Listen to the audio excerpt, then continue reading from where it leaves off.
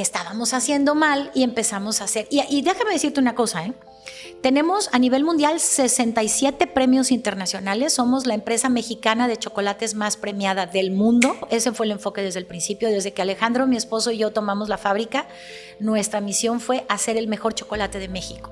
Un premio es muy importante y te sirve de mucho para que la gente entienda que estás produciendo algo bien hecho. Pero cuando no ganas un premio también aprendes muchísimo, nos sirve muchísimo para seguir mejorando los procesos. Porque está muy fácil decir, nosotros fábrica de chocolates Volter ganamos, bye.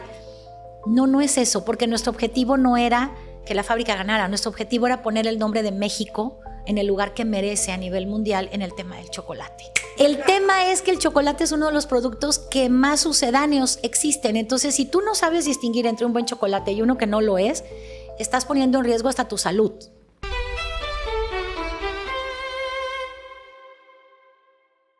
¿Qué tal? ¿Cómo están? Bienvenidos a un episodio más del INNEI Mesa Hablando Claro. En esta ocasión tenemos una invitada muy especial, pero además nos viene a hablar de algo que es una tradición muy grande aquí en Tabasco, que es precisamente el chocolate, pero vamos a hablar desde su hacienda cacaotera, todo lo que ha tenido que trabajar en conjunto como un conjunto familiar, una empresa familiar, para rescatar parte de nuestra cultura, porque el cacao es parte de la cultura de Tabasco. Bienvenida, Ana Parizot, qué gusto que estés con nosotros, de Chocolatería Volter. Al contrario, Linei, muchísimas gracias por la invitación y encantada de verte también y platicar contigo otra vez. Bueno, la vida nos ha llevado a encontrarnos en diferentes circunstancias y el día de hoy, pues la invitación es precisamente para que platiquemos acerca de algo que en tu familia es una tradición de años, de mucho esfuerzo, de mucha dedicación, que es el cacao. Y al final, pues ya procesado, convertido en ese delicioso chocolate que también, pues más adelante nos platicarás de todos esos premios y todos los reconocimientos que ustedes han logrado.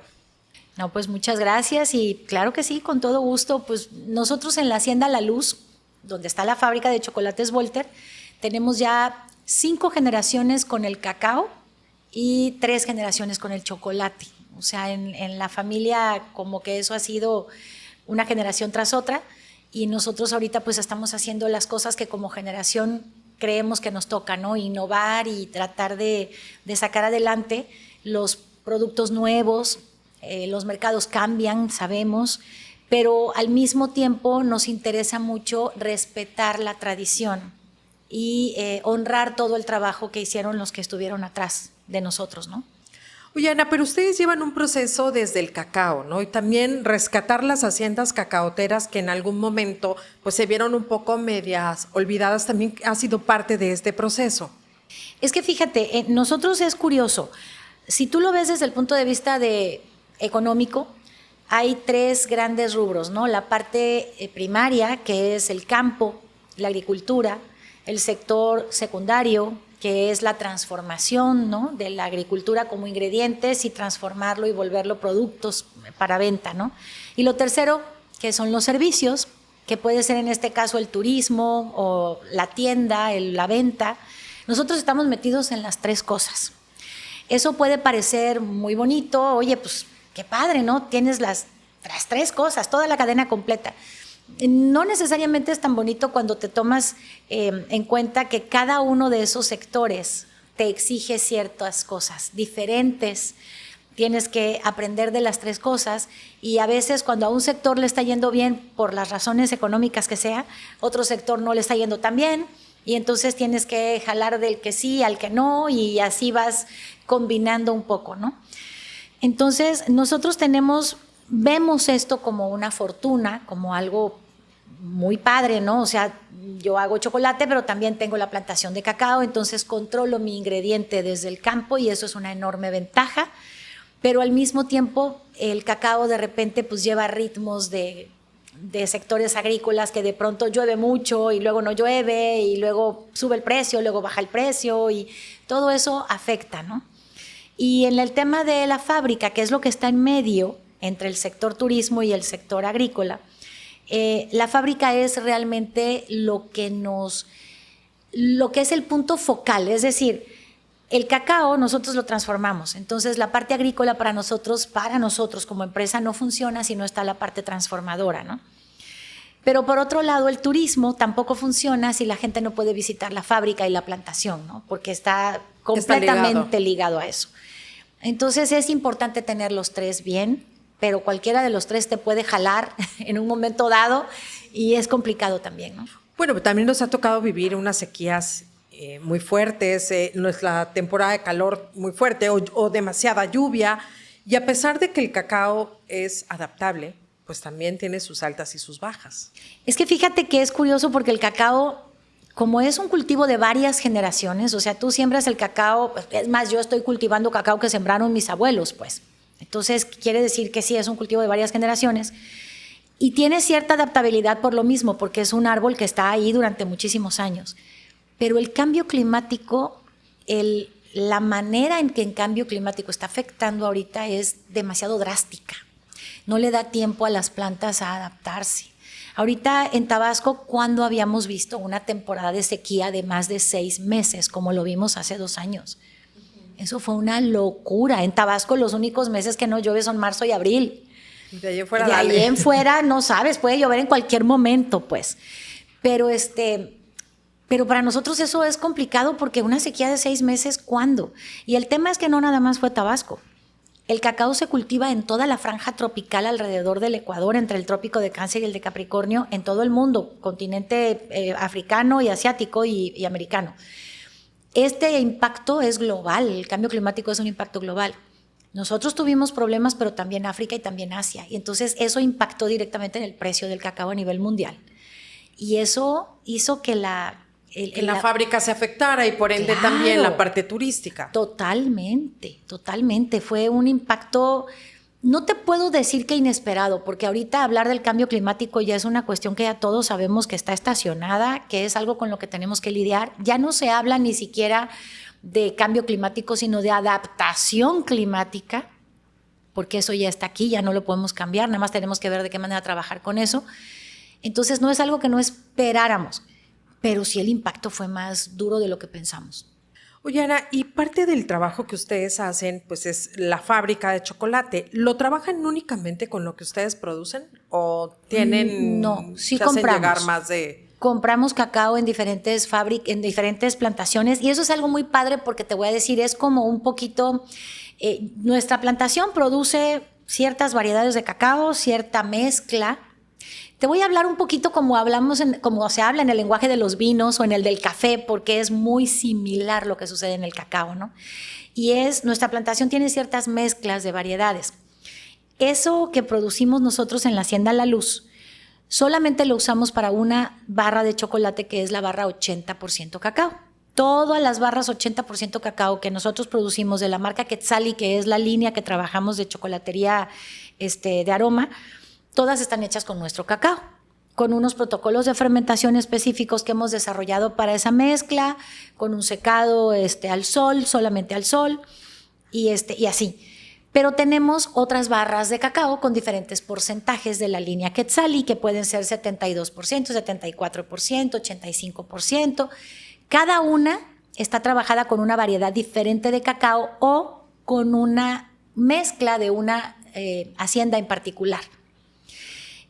Todo es Tabasco y Chiapas, porque Tabasco produce el 70% del cacao de México y Chiapas el 30% restante. Y nosotros lo que sí hemos querido celebrar en nuestros chocolates es al cacao mexicano como protagonista. Entonces usamos, por ejemplo, para darte una idea, el chocolate 72% es un chocolate varietal que le llamamos, que quiere decir que está hecho con una sola variedad de cacao, que es un cacao de almendra blanca que se llama el Carmelo, le llaman el C1, que es el primer criollo que se identificó y se catalogó, y ese cacao está sembrado solamente en ciertas plantaciones en particular que no se mezclan con otras plantaciones para evitar la cross-polinización y que se siga manteniendo la variedad, ¿no? Entonces nosotros usamos ese cacao de esa plantación en particular para poder hacer nuestro chocolate 72%. Y tú dirás, ¿y por qué tiene que ser así? Porque cada variedad de cacao tiene un perfil aromático diferente. Y si tú lo vas a hacer claro. La acidez, ¿no? También como hablábamos de vinos y de café. Pero también fíjate ahí que lleva la acidez tiene más que ver con la fermentación, ya donde tú metes mano. En la parte de la genética de la variedad, la genética le da ciertas características aromáticas que si tú las desarrollas bien durante el proceso, si trabajas una buena fermentación, un buen secado, puedes pasar esa aroma o ese perfil aromático que tiene por genética, lo transfieres al chocolate. Pero si tú lo sobretuestas y lo quemas, vas a obtener un perfil amargo. Y mucha gente que dice muchas veces artesanalmente así llega, ¿no? Llega o la gente que está aprendiendo. Sí. Sobre todo porque si tú tuestas tu cacao directamente al fuego, tienes que tener extremo cuidado. Porque el cacao tiene una cosa bien interesante. La mitad de su composición es grasa, manteca de cacao. Pero esa manteca de cacao se derrite, o sea, su punto de fusión químico, esto no cambia. Si es cacao, se va a derretir a 33 grados centígrados. La temperatura de nuestro cuerpo son 36.5. ¿Cómo identificas de primera mano un buen chocolate? Un chocolate que está hecho con cacao, si lo puedes derretir en tu mano muy rápido. O sea, ese que agarras y se te empieza a deshacer, ese es el... Sí, porque es 36.5 contra 33 de la grasa de cacao. Si tú lo agarras y no lo puedes derretir, sino lo haces flexible, pero no lo derrites, no está hecho con manteca de cacao. Está hecho con alguna manteca vegetal parcialmente hidrogenizada, que le da pues mayor vida de anaquel, ¿no? Ajá. Y esa consistencia. Entonces, imagínate tú si tú metes al fuego algo que se derrite a 33 grados centígrados, ¿a qué temperatura se quema? Se quema rapidísimo. Y lo que sucede cuando algo se quema es lo que te decían las abuelitas o las tías cuando te ponían a hacer el mole, ¿no? Los chiles. Ándale. No los tuestes de más porque se amargan. Exacto.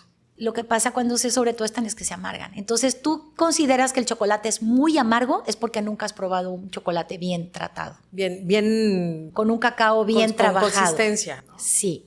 Y ese cacao de almendra blanca que decías, no lo pueden mezclar o sí lo combinan ustedes con otro a la hora de elaborar el chocolate. A la hora de elaborar el chocolate, lo más conveniente es que lo dejes solo, porque tiene un perfil aromático muy específico. Entonces, y si lo estamos haciendo varietales porque queremos que solamente sea ese el que esté en la variedad, porque aparte es bien interesante. Cuando tú ves la barra físicamente, uno tiene mentalizado ciertamente el color chocolate, que es un color, te lo ponen incluso como un color casi negro, ¿no? Claro. Oscuro, intenso.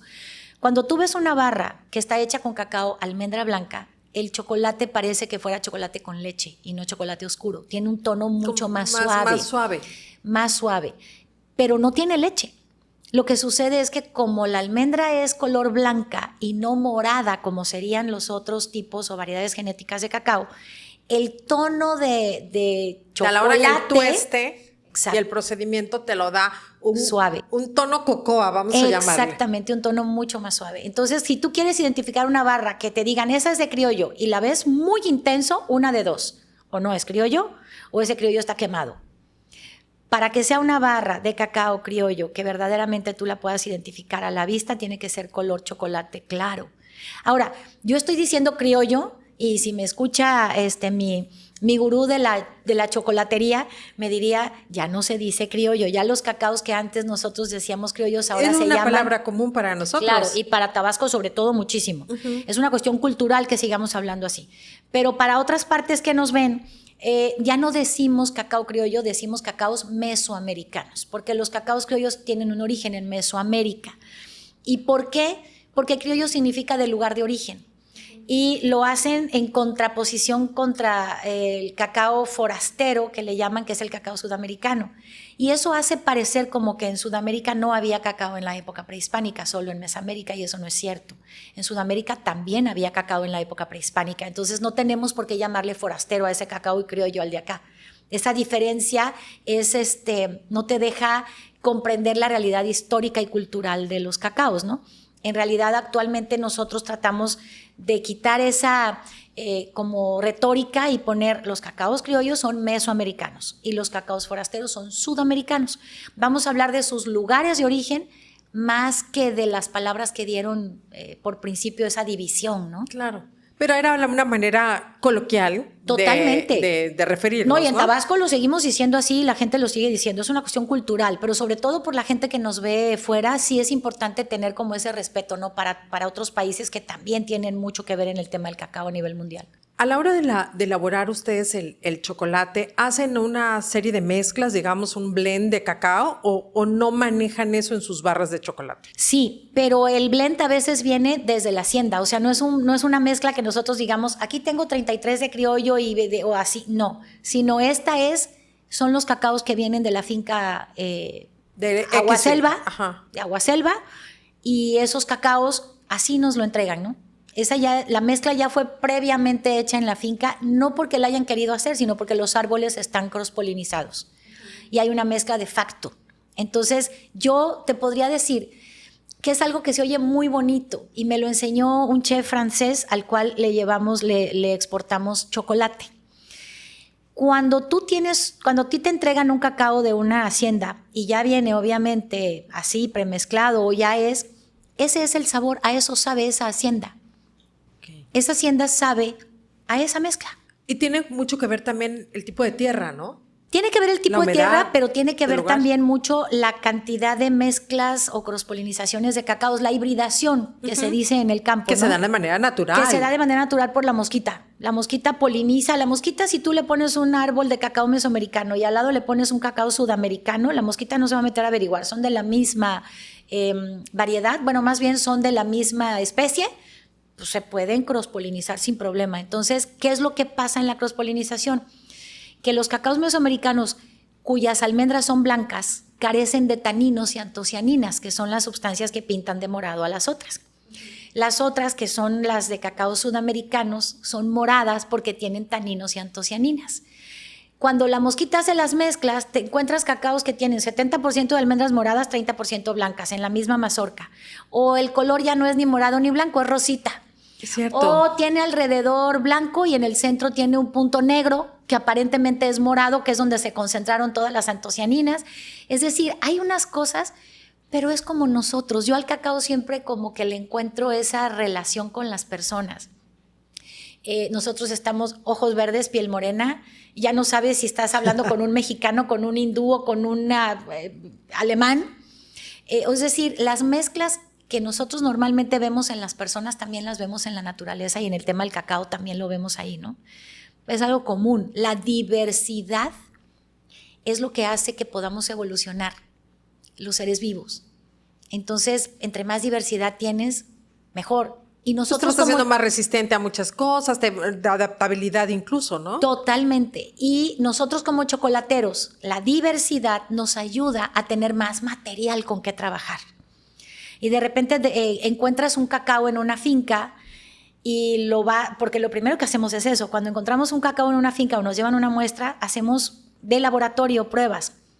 Empezamos a hacer pruebas de corte para ver el tipo de cacao, qué tantas almendras moradas o blancas, si es que existen, qué tipo de cacao estamos trabajando, y de ahí vamos hablando de las fermentaciones que se les deben de dar, del secado que tuvo, y empezamos a hacer pasta de cacao y a probar. Desde que empiezas a probar la pasta, empiezas a imaginarte el perfil aromático que puede tener tu chocolate con ese cacao y ya puedes decir, lo vamos a hacer con chocolate 70, 60, 50, 80, 90, te da para esto. Ahí van ustedes analizando la semilla, ¿no? Así es. El grano los de sabores. cacao. Y tú dices, ¿y quién te hace eso? Entre todos, el chef Juan Macías, que es un chocolatero espectacular, que es el chocolatero que desde que Juan está con nosotros fue que empezamos como a profesionalizarnos y a ganar los premios. La chef Gaby, el chef Miguel, que son los 3 chefs con los que trabajamos en la fábrica. Desde que empezamos a contratar gente profesional en el tema de la gastronomía, empezamos a tener ya los premios, ¿no? Híjole, sí, porque la sensibilidad, ¿verdad? El gusto, el conocer todo el proceso. Claro, pero fíjate que también tiene mucho que ver el que nosotros estamos también ahí. O sea, ellos discuten desde el punto de vista profesional y de técnica y nosotros desde el punto de vista de paladar y de cultura. Y entonces tenemos ahí un quien y además vive. Es algo con lo que tú creciste y has vivido toda tu vida. Así es. Entonces es muy padre. Me dicen, ¿y cómo salen los sabores? Ahí hay algunos que se quedan en el tintero porque no le gustó a nadie y hay otros que discutimos porque le gustó a la mitad de la mitad, ¿no? Y acabamos viendo si lo dejamos o lo quitamos por cuestiones más técnicas que de sabor. En fin. Y luego entra la parte de marketing, ¿no? De dónde cómo lo vamos a acomodar, que ese es otro proceso que también va inmerso dentro de la fábrica. Que a eso sí nos falta mucho, porque como que nos enfocamos demasiado en la creación del producto y en la que en la parte del cacao y en identificar las genéticas y en ver cómo lo hacemos el mejor producto posible, y no nos hemos enfocado tanto en el marketing ni en la parte de ventas. Eso sí es algo. Pero eso lo hemos compensado porque como nuestro enfoque es hacer el mejor chocolate de México, ese fue el enfoque desde el principio, desde que Alejandro, mi esposo y yo tomamos la fábrica, nuestra misión fue hacer el mejor chocolate de México. ¿Cómo nos enfocamos tanto a eso? Lo que estamos haciendo ahorita maquilamos productos de otras empresas. ¿Quieres un buen chocolate? Yo te lo hago. Entonces estamos dejando un poquito de lado el tema de la promoción de la marca. No hay un ego de es mi marca, sino están maquilando. México tiene que crecer en función de chocolate. O sea, México es el origen del chocolate. A nivel mundial todo el mundo respeta eso, sabe que la palabra chocolate viene del náhuatl, que es México es el origen. Pero creo que a nuestro propio país le hace falta un poquito abrazar nuestra historia y nuestra cultura con relación al chocolate y atrevernos a decir que tenemos buenos productos. Como nuestro objetivo o nuestra misión era hacer el mejor chocolate de México, si hay otras empresas que quieran hacer eso, nosotros se los desarrollamos. Y así es lo que nos hemos enfocado. Oye, Ana, pero también ustedes han tenido la oportunidad de colocar sus productos incluso a nivel internacional y ganar premios. Platícanos de eso, porque creo que es importante que la gente que nos está viendo y nos siguen a través de las redes sociales sepan que la Hacienda La Luz pues no solamente es el pulmón que está en el centro de Comalcalco, que es una hacienda que además se ha conservado a través de los años y que además pues están trabajando toda esta parte del cacao y toda la manufactura y demás, sino que han puesto el nombre no solo de Tabasco, sino de México, pues a nivel mundial. Fíjate que es algo bien interesante el proceso que vivimos para eso. Porque como te había yo dicho, nuestra misión era hacer el mejor chocolate de México, ¿no? Eso era como que a eso nos enfocamos. Empezamos a tomar cursos, a capacitarnos y te das cuenta de una cosa. El origen del chocolate fue en México, pero en México nos quedamos con nuestro chocolate para beber, porque el origen del chocolate fue una bebida, no fue una golosina. Entonces, nuestro chocolate mexicano es un chocolate con una granulometría alta que tú lo muerdes y sientes el cacao, el azúcar. Nosotros estamos acostumbrados a comer ese chocolate y a beberlo. Pero el concepto de chocolate en otras partes del mundo, el que es como más comercial, el con el que puedes crecer más, y ya incluso en México lo es, son las barritas de chocolate para comer. Sí. Y eso, nosotros en México no tenemos la cultura ni el conocimiento para poder hacer esas barritas a ese nivel de granulometría, a ese nivel de temperado y esos conceptos, porque no es parte de nuestra cultura, ¿no? Entonces, lo que nosotros empezamos a hacer es, bueno, mi abuelo era alemán, mi abuelo él empezó con la fábrica de chocolates en 1958, él había empezado ya a procesar el chocolate para volverlo barritas con una granulometría más ligera, más fina, por eso se llama chocolate fino, por el gramaje. Uh-huh. Y entonces partimos de ahí y dijimos, bueno, vamos a continuar con lo que mi abuelo estaba haciendo con el tema de empezar a hacer barritas ya tipo chocolate para comer. Y donde empezó a buscar mi abuelo la capacitación y las máquinas en Europa, porque Europa fue la que desarrolló ese tipo de barras.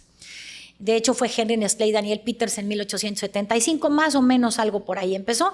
Y entonces empezamos a aprender en Europa la técnica, a comprar maquinaria europea para poder llegar a ese tipo de granulometría y en fin, ¿no? Y estando allá, nos capacitamos y hicimos una vez una pregunta a uno de nuestros maestros.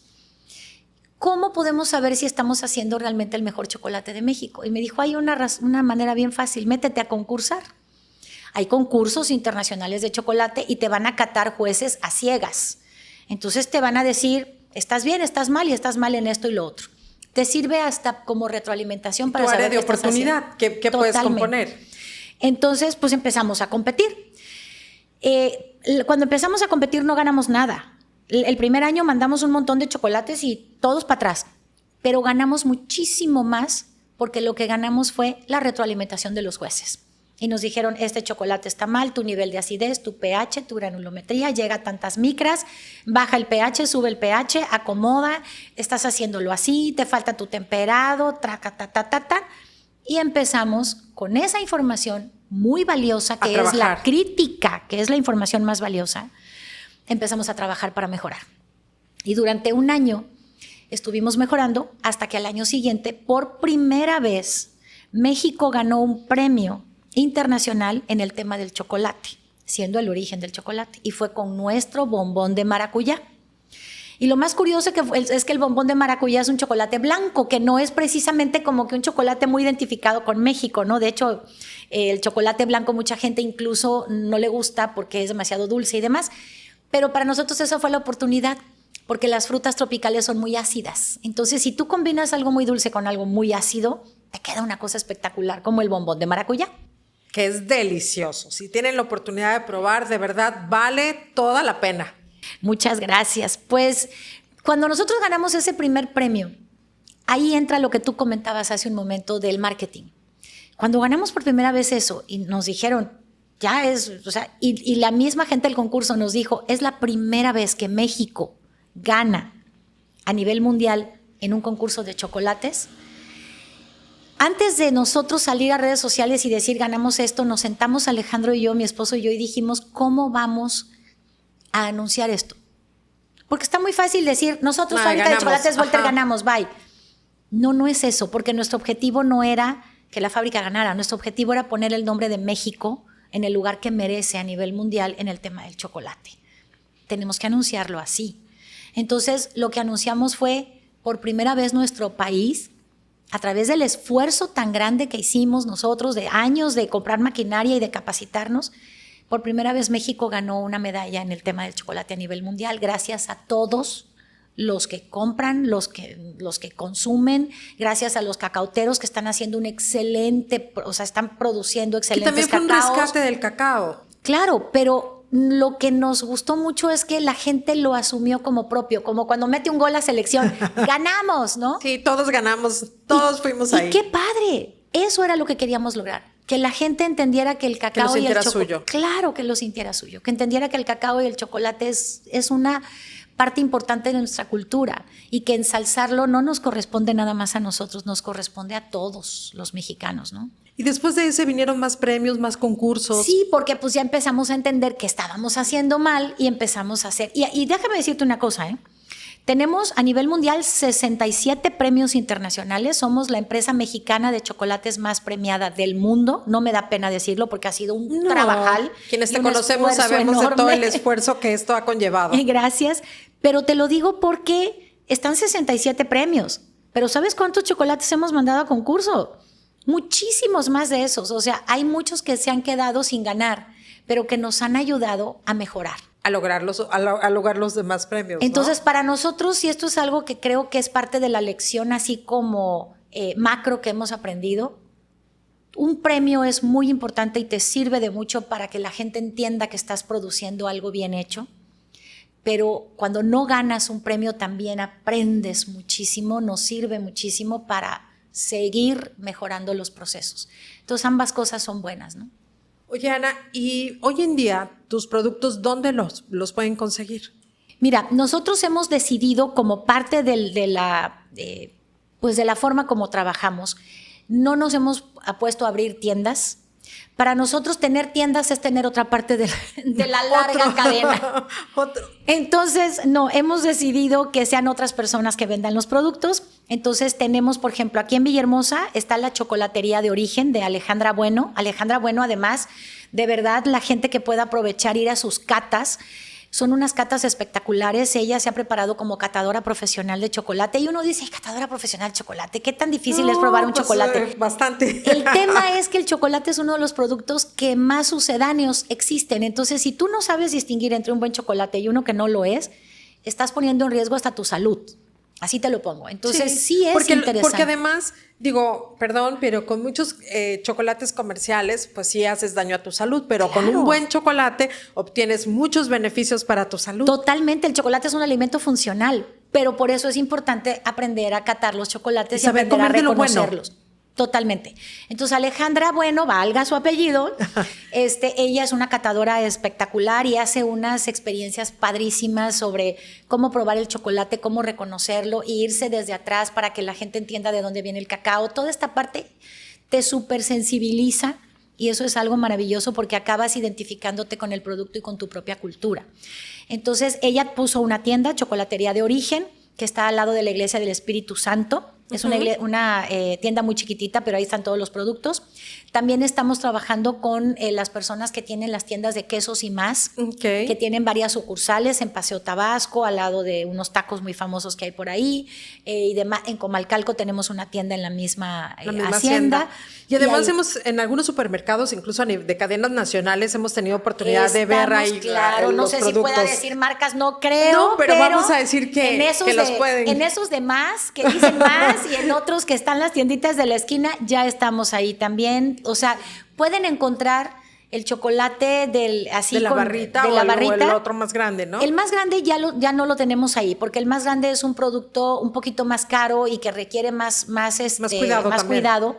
Y entonces tiene menos movimiento, pero el que es la barrita de 18 a 20 gramos. De comer uno comercial a darle a tus hijos, claro, eso como una golosina, ahí bueno, tenemos. pero no hay punto de comparación. Ahí tenemos el chocolate Volter, ya las barritas chiquitas en esos supercitos de esquina ya también. Oye, platícanos para vivir la experiencia de irles a visitar a la hacienda y hacer este recorrido, que además es súper interesante, porque de verdad pues, se ve todo el proceso, pero aparte de entrar a la hacienda, de verdad es un lugar maravilloso, en un lugar súper céntrico del municipio de Comalcalco. Muchas gracias. Sí, fíjate que en la Hacienda de la Luz tenemos la enorme ventaja y desventaja, depende cómo lo quieras ver, depende de tu punto de vista, de estar en pleno centro de la ciudad de Comalcalco. Estamos a 2 cuadras de la iglesia, del parque, tenemos todos los servicios a pie de calle. Eso es una enorme ventaja desde el punto de vista de accesibilidad, ¿no? Pero desde el punto de vista de preservación del lugar, son 50 hectáreas en el centro de la ciudad, zona alta, no inundable. Pues todo el mundo me dice que estoy loca, que debería estar haciendo un centro comercial, ¿va? Pero en realidad lo que nosotros queremos, o la razón por la que abrimos al turismo en realidad en un inicio, fue preservar el lugar.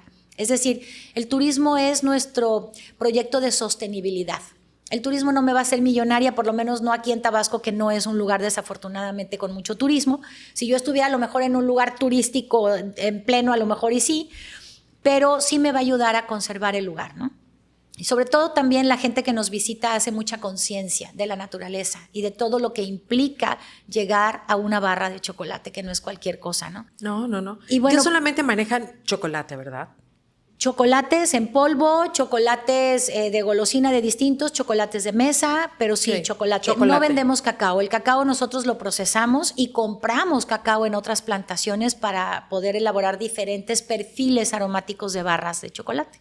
Y en la oferta de visitar la hacienda, ¿qué les ofreces? O sea, llegan y ¿cuál es el procedimiento? Mira, es un recorrido que más o menos dura entre 1:30 y 2 horas, y digo más o menos porque es un recorrido personalizado, entonces depende mucho del ritmo que lleve la gente, de las preguntas que haga. La primera parte los recibimos en la tienda, y la primera parte es un senderismo. Lo que conocemos son los ecosistemas cacautales biodiversos. Y mucha gente piensa que nada más va a haber cacao, pero no. En un cacautal hay un montón de plantas diferentes que conviven con el cacao. El cacao es, como yo siempre digo, un cultivo muy incluyente. Cacao puede darse rodeado de distintos tipos de plantas. Entonces van a conocer mucha biodiversidad. De entrada, los árboles madre, que los tienen que proteger, ¿no? Que hay un montón de variedades distintas de árboles madres, ¿no? Entonces, de ahí nos vamos a la fábrica actual, donde ven parte del proceso del chocolate. Y digo parte porque el proceso realmente del chocolate dura más de 2 días, ¿va? Pero pueden estar viendo, dependiendo qué estén haciendo ahí los muchachos, y ahí nos ofrecen una degustación de chocolates premiados. Después nos movemos a la fábrica antigua. En la fábrica antigua conocemos todos los procesos ancestrales, ¿no?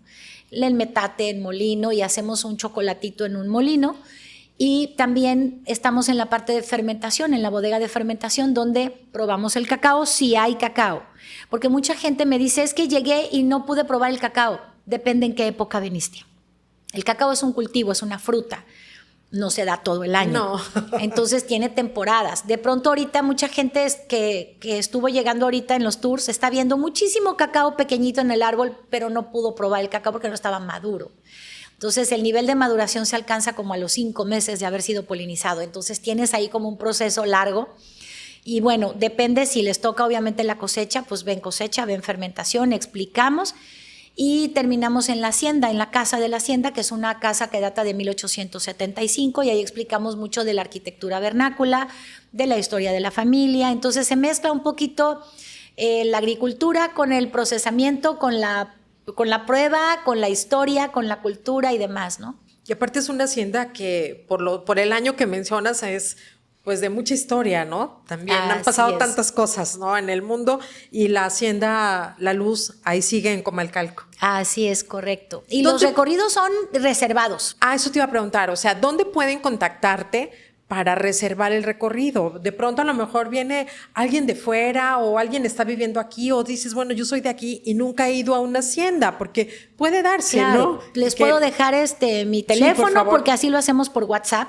Es el 99 32 07 83 79. Te lo voy a dejar también por cualquier cosa. Nosotros lo que hacemos es recibimos las reservas vía WhatsApp. Mi teléfono está en Google también, entonces recibimos a través de Google muchísimas reservas vía WhatsApp en el teléfono. Perfecto. Entonces se agenda y tiene que ser grupal o puede ser una pareja que diga, una persona, yo quiero ir. Desde una persona. Pero los tours son a las 9, a las 11 y a la 1. Son los únicos 3 horarios posibles, porque la fábrica cierra a las 3 de la tarde, entonces tenemos que considerar llegar en un horario en el que la fábrica todavía esté abierta. Para que puedan disfrutar esa parte, ¿no? Es correcto. Ana, pues de verdad que ha sido un placer poder platicar contigo, poder conocer todo este trabajo que además vemos claramente que es algo que te apasiona, que llevas ya muchísimos años, bueno, de familia en esto, y que nos da muchísimo gusto verles cómo han crecido, cómo han evolucionado y todos los retos a los que se han tenido que enfrentar. Muchísimas gracias. No, gracias a ti por tenerme aquí, y ha sido un gusto poder, ya no nos echamos un cafecito, pero sí nos sentamos a platicar. Claro que sí. Pues muchísimas gracias a ustedes también por habernos acompañado hasta el final en esta entrevista. Recuerden que todos los domingos son domingos de estreno, y si usted no se ha suscrito a nuestro canal, puede hacerlo activando la campanita, además de seguirnos en las redes sociales. Muchas gracias.